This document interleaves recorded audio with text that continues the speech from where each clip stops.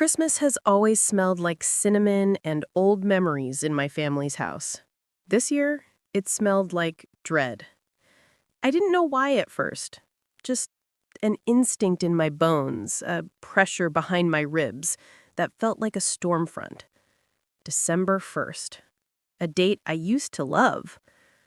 Alex, my fiancé, was sitting at our dining table, the glow of his laptop reflecting off his glasses. He didn't look up when I walked in. He didn't even flinch when I kissed the top of his head. "Hey," I murmured. "Mm-hmm," he responded, barely opening his mouth.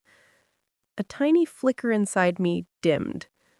He used to grab my waist every time I walked by him, used to make those stupid jokes about marrying me tomorrow if I let him, used to look at me like I held entire constellations in my eyes. Now, he looked at the table more than he looked at me. I told myself he was stressed. Year-end deadlines, family pressure, wedding details. But the lie tasted metallic. I carried my mug to the living room and sat on the arm of the couch.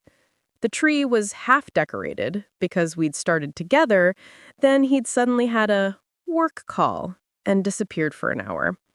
By the time he came back, the moment had passed. A year ago, he would have raced me to hang the star. I stared at the half-lights glowing against the dark window, feeling like I was staring into a future I didn't want. My phone buzzed. Harper. "Ugh, I'm so tired. Rain check on tomorrow?" Harper. My best friend since I was 16. My other half. My emergency contact. My maid of honor. I read the message 3 times, realizing something was off. Harper never canceled plans with me, not unless she was truly exhausted. And yet, her excuse felt paper thin. I typed back, "Yelena, sure, everything okay?" She left me on read. My stomach tightened as a low hum settled into my chest, a vibration of something not yet understood but deeply felt. A sense that this December would not end the way my life had been planned, and that something, or someone, was slipping out of reach. The cracks began subtle, barely whispers in a house that used to echo with love. Alex started showering at odd hours. He kept his phone upside down. He left the room to take calls he claimed were from coworkers, yet his voice dropped into a tone I'd never heard him use in professional settings. Soft, private, guilty. The nights were the worst. He'd roll over and face the wall, shoulders stiff, like he was trying to put physical distance between us without admitting to it.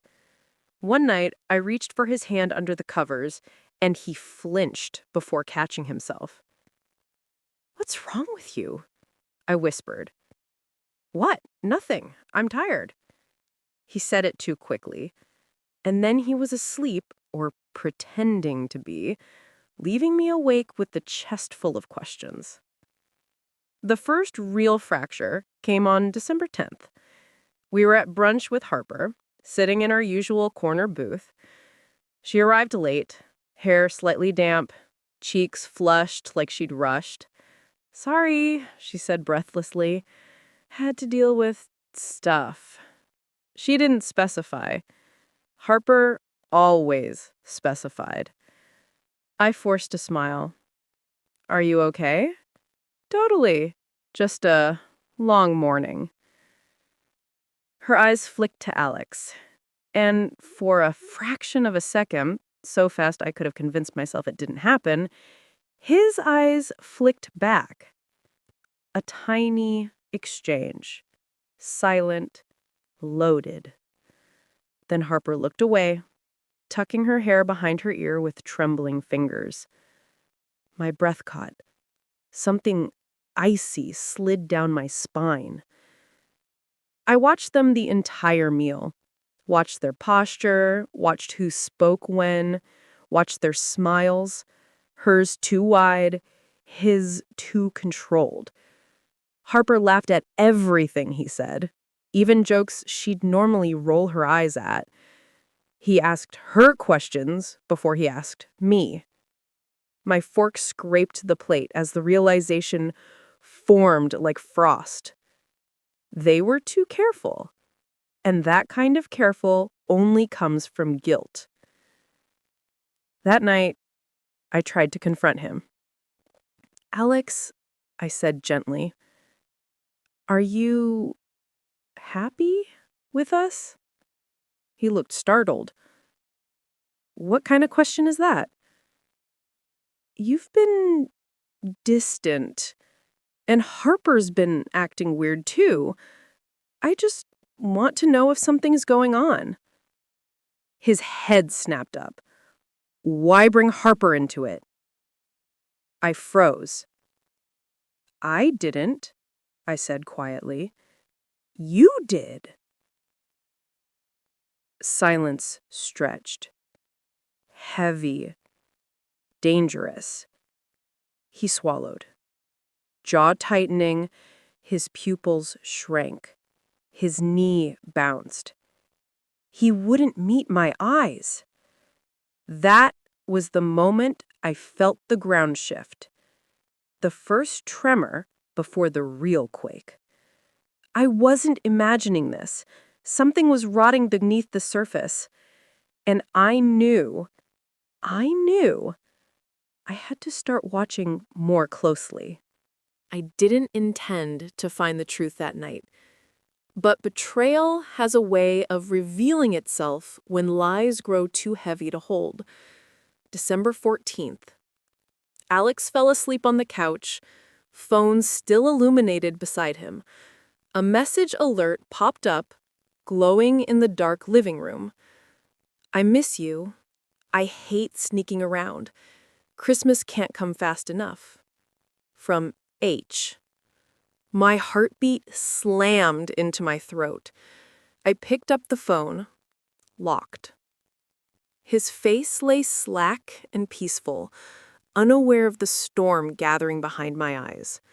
I stared at the screen for several full seconds, counting the ways this could be misinterpreted. It wasn't many. My fingers shook as I whispered into the dark, "Harper, what did you do to us?" I set his phone back down, carefully, quietly, the room tightening around me. I didn't sleep, I didn't cry, I didn't move. I just sat on the floor, staring at the dim glow of the Christmas tree, feeling the shape of my world changing against my will. But at 4 a.m., something inside me hardened. A clarity I didn't know I possessed rose to the surface.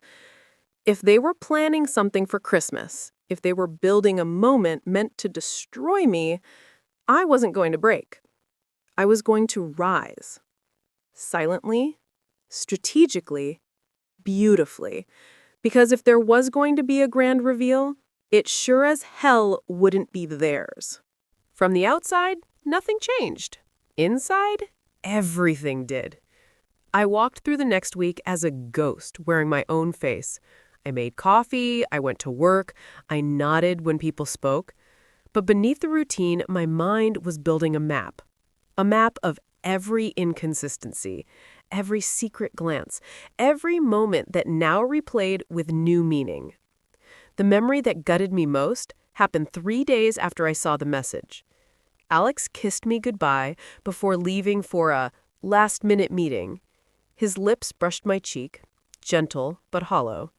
A kiss a man gives a woman he hasn't fully decided how to betray yet. When the door closed, my knees gave out. I slid to the kitchen floor, hands pressed to my mouth to keep the sound in. The grief didn't feel like crying. It felt like drowning in a place with no water. But even as my lungs shook, something else stirred beneath the grief. A quiet, unwavering voice. Get up, look closer, finish the puzzle. So I did. The proof. I didn't break into his phone. I didn't need to. The universe handed me the truth wrapped in cruelty and timing. On December 18th, I walked into a cafe near my office to grab coffee and froze. There they were, Harper and Alex, sitting at a back table, her hand resting on his knee under the tablecloth like it belonged there, his face lowered toward her, smiling in a way he hadn't smiled at me in months. Time fractured. I couldn't move, couldn't inhale. But the sound that broke me wasn't their laughter. It was Harper whispering, "Only one more week, then we're done hiding." And Alex replying, "Christmas morning, perfect moment." Perfect moment to destroy me. Their voices blurred as I backed out of the cafe, heart hammering, the ringing in my ears louder than the winter wind outside. I don't remember the walk home. Just the cold biting my cheeks, the sky turning pale, my breath puffing in short, stunned bursts. When I reached my apartment door, I stood there for a full minute before entering. Inside, the tree lights flickered softly. The apartment smelled like pine and sugar. Cruel reminders of a future that no longer existed. I dropped my keys, sat on the floor, let silence settle around me like a shroud. And then, slowly, clarity slid into the space where pain had been. This wasn't just a betrayal, it was a plan, a performance, a Christmas Day ambush. And they wanted me to be the audience in my own destruction. Not happening. I wiped my face, stood, and whispered the words that changed everything. If they are writing the script, I'm rewriting the ending. Revenge didn't come to me as rage. It came as precision. Cold, clean, methodical. I moved through the next days with a strange calm, like the eye of the storm had settled inside me. While Alex lied, I listened. While Harper pretended, I observed. While they planned Christmas morning, I prepared Christmas Eve. Step 1. Gather everything. I needed proof, enough to ensure they couldn't twist the narrative or gaslight me later. I didn't hack anything. I didn't snoop. I simply watched. I watched Harper slip when she thought she was clever. I watched Alex hide kisses behind errands. I followed patterns, timed their disappearances, matched lies to timelines. And as if fate itself approved, the evidence fell into my hands naturally. A voicemail Alex forgot to delete, a photo on Harper's public story that showed the sleeve of Alex's jacket, a receipt for lunch for two on the day Alex told me he skipped lunch to work. Nothing explosive on its own, but together, a picture. A betrayal painted in strokes thick enough to be undeniable. Step 2. Christmas setup. We were set to celebrate Christmas morning at my parents' house. 20 people, a big, warm, familiar crowd. Alex and Harper wanted to make their announcement there. I could feel them rehearsing it every time their eyes met. Fine, let the stage be theirs. But the spotlight would be mine. I arrived early on Christmas Eve with a plan that unfolded as smoothly as satin. While helping my mom set up, I offered to run sound for the Christmas slideshow Dad wanted to play. He's technologically hopeless and gratefully handed me the remote. Perfect. I created a folder on the living room TV, named it innocently Yelena and Alex Engagement Memories. But inside, I placed two things: a beautiful slideshow of genuine memories, and after that, the truth. Screenshots, timestamps, photos, and the voicemail. All arranged chronologically, all irrefutable. The reveal would appear automatically after the happy montage. A gentle build-up, followed by the fall. exactly how they designed my heartbreak, except now it was theirs. Step 3. Act normal. Christmas morning arrived wrapped in cold sunlight. Our breath shimmered in the air as people filed into my parents' house. I wore a deep red dress, simple, elegant, a color that felt like reclaiming my own fire. Harper hugged me too tightly. Alex kissed my cheek with shaky lips. I smiled at both, warmly, sweetly, with the exact amount of sincerity I no longer possessed. Harper kept watching me from the corner of her eye, almost nervous. Alex kept clearing his throat, practicing his lines, I guessed. The room filled with chatter and music and clinking mugs of hot cider. My uncle asked if we should start the slideshow before gifts. I glanced at Alex. He nodded eagerly. Harper tucked her hair behind her ear. Both looked like they were steadying themselves for their big, dramatic reveal. I gave the smallest smile.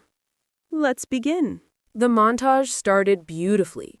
Soft music, photos of Alex and me from the early days. Trips, birthdays, our engagement. But I wasn't watching the screen. I was watching them. Harper's fingers gently grazed the back of Alex's hand. He inhaled like he was about to speak, to confess, to ruin me in front of my entire family. Then the last engagement photo faded away, and the room shifted. The first screenshot appeared, a text from Harper. "I miss you, counting down to Christmas morning." Murmurs rippled through the room. Another screenshot, a matching reply from Alex. My mother's hand flew to her mouth. My father stood slowly, face darkening. Harper's chair scraped backward. Alex whispered, "No, no, no, no, no." Then the cafe photo appeared. The voicemail played. Harper's voice, Alex's laugh. The room fell into a stunned, suffocating silence. Harper crumpled. Alex turned chalk white. My aunt gasped, "On Christmas?" And then, calmly, with the grace of a woman who survived something she never deserved, I stood. I wanted everyone to know. Before they made their little announcement, they planned to tell you all today. Together. To make it memorable. Harper shook her head violently. "Yelena, please, we didn't mean." Alex stepped toward me. "I can explain." I raised a hand. "You already did." Silence swallowed the room. I took a breath, steady and clean. This isn't my shame. It's yours. And today, finally, you have to hold it. Then, I stepped aside, and without raising my voice, without crying, without breaking, I walked out the front door into the crisp winter air, leaving them standing in the ruins of their own making. Inside, chaos erupted. Accusations, shouting, crying. But none of it touched me anymore. Because for the first time in months, maybe years, I felt free. The cold outside hit me like a baptism. Crisp, pure, unforgiving in a way that felt honest. My boots cracked through thin sheets of frost on the driveway as I walked toward my car. I didn't know where I was going, just that I needed distance, air, silence wide enough to breathe in. Behind me, the house trembled with raised voices. My mother calling my name, my aunt demanding answers, Alex shouting something desperate, Harper crying with the frantic edge of someone whose lies had been peeled back too quickly. None of it pulled me in. My hands shook as I unlocked the car, but the shaking wasn't fear anymore. It was the adrenaline of escape. I slid into the driver's seat and let my forehead rest on the cold steering wheel. A single breath. Then another. Then the strangest thing happened. I laughed. A short, incredulous laugh that burst from my throat without warning. A laugh that carried months of pressure releasing at once. I had survived the worst moment of my life, not by chance, not by luck. That because I chose myself. I turned on the engine and drove away from the shouting house, the blinking lights, the memories I'd just shattered to save myself. A new sanctuary. I ended up at a small coastal inn an hour away. One of those quiet winter places where no one asks questions because everyone who goes there is running from something. The owner handed me a room key with a soft smile. "You look like you need rest," she murmured. Rest. God, I had forgotten what that even felt like. The room was tiny but warm, smelling faintly of cedar and old quilts. I dropped my bag on the floor and collapsed onto the bed fully dressed. For the first time in months, maybe years, no one could reach me. No one could lie to me. No one could break me. I slept for 14 hours. When I woke the next morning, pale sunlight streamed through thin curtains. My phone buzzed relentlessly on the nightstand. 32 missed calls, 18 texts. Alex, Harper, my parents, even friends I barely spoke to anymore. Everyone wanted to understand, explain, fix, smooth, rewrite. I powered the phone off without reading a single message.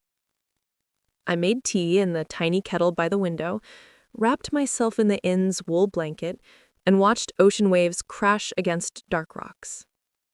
The world was still moving, still turning, still beautiful. Even without them. Especially without them. The confrontation I didn't need. Alex eventually found me, 3 days later. I was walking the beach just after sunrise when I heard footsteps behind me. "Yelena, please, please just listen." I turned slowly. He looked like a man who hadn't slept. Hollow cheeks, red-rimmed eyes, hair unwashed. The weight of consequences settling onto his spine. Good. He stepped closer. I was going to end it with Harper. Christmas wasn't supposed to happen that way. I let the waves fill the silence between us. "It was supposed to be private," he continued. "Not some announcement. She misunderstood. I swear, I never wanted to hurt you. I don't know, I felt lost. I held up a hand. "Stop." He swallowed. I looked him in the eyes for the first time since everything shattered. There was no hate in me. Just the clean, cold truth. "You didn't fall out of love," I said quietly. "You fell out of honesty." His mouth opened, closed. "You had so many chances to tell me, so many moments where you could have chosen integrity. You didn't. That's who you are now, not who I am." His face crumpled. "Please, don't end this." "It ended the moment you made me a villain in the story you wrote with her." He took a step like he wanted to touch me. I stepped back. For the first time in months, my boundaries were louder than his excuses. "I'm done," I whispered. "You don't get access to me anymore." The wind carried the words out to sea. Alex fell still, staring at the shifting tide, realizing it was the last time he'd see me. I walked away without looking back. Healing didn't come with a lightning bolt. It came quietly. In the mornings when I opened my eyes without dread, in the evenings when silence felt comforting instead of suffocating, in the moments I caught myself smiling at nothing at all. I extended my stay at the inn for 2 weeks, long enough to feel the shape of myself again, long enough to let my heart unclench. I journaled. I walked. I let the winter ocean scrub me clean. When I returned home, my parents hugged me tighter than they ever had. My mother whispered, "You didn't deserve any of it." For the first time, I believed her. Harper never reached me again. Alex sent one final apology through a mutual friend, but forgiveness wasn't something I owed him. I wish them both healing, far away from me. I built my life again slowly. New routines, new boundaries, new strength. And somewhere along the way, I realized something important. Betrayal didn't break me. It revealed me. It showed me the woman I was capable of being, resilient, strategic, willing to walk through fire with her head held high. Christmas used to remind me of loss. Now, it reminds me of the day I claimed my power, the day I decided that love without honesty is just a slow, beautiful poison. The day I walked away and finally felt free. Thank you for staying with me through this entire journey. Some betrayals don't just break your heart, they rewrite your future. But sometimes losing people who lied to you becomes the first step toward finding the person you were meant to be. If this story touched you, hurt you, or healed you, even for a moment, thank you for listening. Like this video, leave a comment, and subscribe if you want more stories that speak to the soul. Remember, truth may sting, but it never chains you. Let me know if I want another chapter, because every ending holds a beginning waiting to be written.